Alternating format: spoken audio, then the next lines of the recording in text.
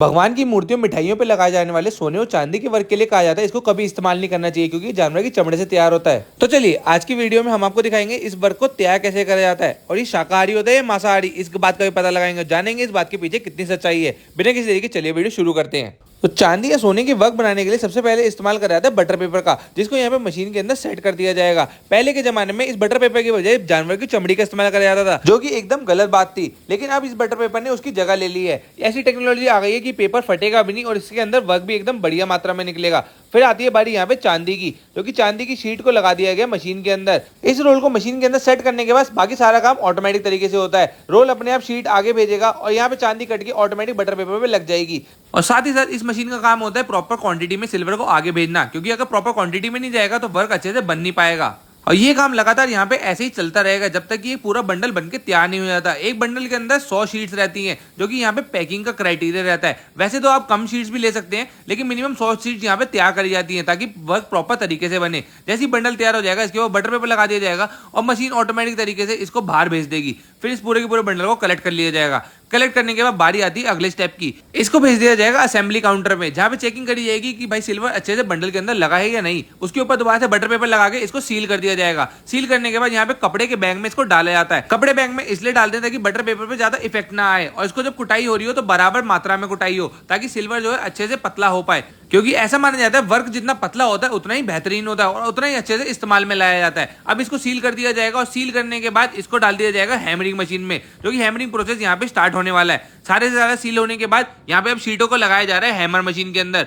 जैसे कि आप देख सकते हैं प्रॉपर कंपार्टमेंट बने हुए मशीन के अंदर। इन सारे के सारे शीटों को लगा दिया जाएगा और मशीन जो है ऑटोमेटिक तरीके से सेट होगी और हैमरिंग का प्रोसेस हो जाएगा स्टार्ट। यहाँ पे एक बारी में 4-4 पैकेट शीट के हैमरिंग प्रोसेस में डाले जाते हैं और फिर यहाँ पे हैमरिंग का प्रोसेस स्टार्ट करा जाएगा। मशीन जो है बंडल को अपने हिलाती रहेगी ताकि हर जगह से सिल्वर की थिकनेस जो है बराबर हो। ये हैमरिंग का प्रोसेस यहाँ पे 10 से 15 मिनट में हो जाता है, जो कि पहले के जमाने में हथौड़े से करा जाता था चमड़े के अंदर, और उसको करने में कम से कम 4 से 5 घंटे लग जाते थे। वो काम हम यहाँ पे 10 से 15 मिनट में हो जाते हैं। तो आप समझ सकते हैं प्रोडक्टिविटी कितनी ज्यादा बढ़ गई है।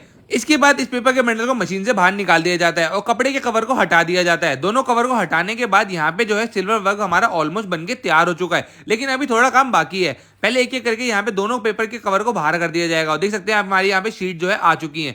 अब इन शीटों को सेट करा जाएगा। सेट करने के बाद यहाँ पे सिल्वर वर्क को इन शीटों से अलग करा जाएगा, जो कि बहुत महत्वपूर्ण और बहुत इंपॉर्टेंट काम होता है। इसके बिना यहाँ पे सिल्वर वर्क तैयार नहीं होता है। एक एक करके यहाँ पे बटर पेपर को हटाया जा रहा है और आप देख सकते हैं कितना छोटा सा चांदी का टुकड़ा रखा था और वो अब कितना बड़ा हो चुका है। उसके बाद सिल्वर को सेट करने के लिए यहाँ पे एक स्टेंसिल की सहायता ली जाती है, जिसकी मदद से एक्स्ट्रा सिल्वर को निकाल दिया जाता है और सिल्वर की शीट्स को पेपर पे ट्रांसफर कर दिया जाता है। ये काम बहुत सावधानी पूर्वक कराया जाता है, क्योंकि सिल्वर जो है बहुत पतला होता है, फटने का बहुत चांसेस होते हैं। एक एक करके सारे सिल्वर को ऐसे इसी प्रकार लिया जाएगा। स्टेंसिल की मदद से इसके एक्स्ट्रा पार्ट्स निकाल दिए जाएंगे और इसको लगा दिया जाएगा पेपर के बंडल के ऊपर। इस तरीके से हमारा सिल्वर वर्क ऑलमोस्ट बनके तैयार हो चुका है। जैसे ही पेपर का बंडल तैयार हो जाएगा, जितनी रिक्वायरमेंट होती है, जितना पैकेट चाहिए होता है, उतने सिल्वर वर्क इसके अंदर लगा दिए जाते हैं और फिर इसको कर दिया जाता है सील बंद। ऊपर से पेपर लगा के ये हमारा बंडल जो है ऑलमोस्ट तैयार हो गया। लेकिन आप कह रहे होंगे भाई साइड में सिल्वर है, इसका क्या करा जाएगा? तो सिल्वर और गोल्ड ऐसी चीजें जो कभी भी वेस्ट नहीं होती हैं। जो भी एक्स्ट्रा सिल्वर बचा है उसको दोबारा से मेल्ट करके रीयूज कर लिया जाएगा। उससे चांदी के सिक्के भी बना सकते हैं और चांदी की ज्वेलरी भी बन सकती है। तब यहाँ पे बहुत ही सावधानी पूर्वक बंडल के दोनों तरफ से चांदी को अलग कर दिया जाएगा, ताकि अंदर के वर्क को भी नुकसान ना हो और ऊपर की एक्स्ट्रा चांदी भी बाहर आ जाए। जैसे इस पूरी चांदी बाहर आ जाएगी, हमारे बंडल को एक बार फिर से जांचा जाएगा और इसको सेट करके तैयार करा जाएगा। इसके बाद हमारा चांदी का वर्क बनके तैयार हो चुका है। सोने का वर्क भी इसी तरीके से बनाया जाता है। तो आपको 100% शुद्ध शाकाहारी वर्क बनते हुए देख कैसा लगा हमको जरूर बताना। मिलते हैं हम आपसे नेक्स्ट वीडियो में।